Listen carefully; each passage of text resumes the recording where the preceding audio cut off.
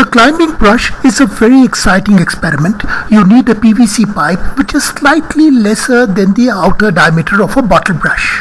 Now push the bottle brush halfway into the PVC pipe, hold the pipe with one hand and tap hard with the other hand, and you will find that the pipe climbs. And this is because the pipe moves a little bit and forces the brush to move up. If, however, you were to place your hand on a bench and then hit the pipe, the brush will not climb because the pipe does not move at all. If you don't have a pipe, there's nothing to worry. Take an old magazine, roll it up into the form of a tube and place the brush inside it. So instead of the PVC tube, you can use a magazine tube. And if you tap this one too, you will find that the brush rises up.